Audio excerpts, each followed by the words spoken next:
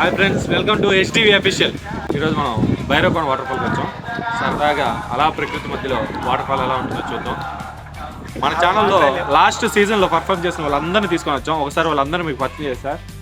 Sir, మీకు ఆ వెళ్ళని గుర్తున్నాడు కదా, పేరు కన్నా ఒరిజినల్ పేరు హరీష్, మా బావ.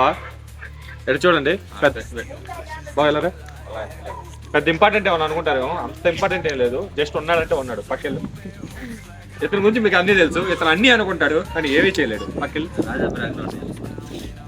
ఇతని గురించి మీకు చాలా కథలు చెప్పాలి. ఇతను ఏంటంటే అబ్స్టాంట్ పర్సన్ అనమాట. ఏ రోజైనా షూట్ ఉంది అంటే ఆ రోజు అతను కనపడ్డు. ఎందుకో ఏంటి అని అడిగితే సమాధానాలు ఉండు. కానీ గుర్తుపెట్టుకోండి, మనకు వస్తాడు. మీకు ఫైనల్ గా ఒక అద్భుతాన్ని చూపించాలనుకుంటున్నా. ఒక అద్భుతం అది.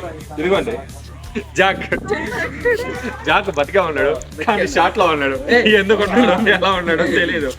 కానీ జాక్ చూసైనా సరే మీరు లైక్ చేసి ఫాలో చేస్తారని సరదాగా వెళ్దారండి మరొక వాటర్ ఫాల్స్ కి.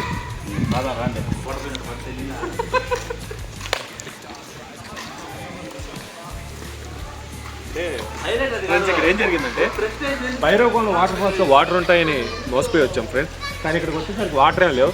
కానీ ఇక్కడ స్పెషల్ ఏంటంటే, వాటర్ లేకపోయినా ఆ వాటర్ ఫాల్ చుట్టూ ఒక తొట్టి కట్టుంటారు పెద్దది, లైక్ స్విమ్మింగ్ పూల్ లాగా. సో అప్పుడు 24/7 ఎప్పుడైనా వాటర్ ఉంటాయి ఇక్కడ. ఒకసారి చూద్దాం, నచ్చితే ఖచ్చితంగా ఒకసారి వచ్చేయండి, ట్రై చేయండి.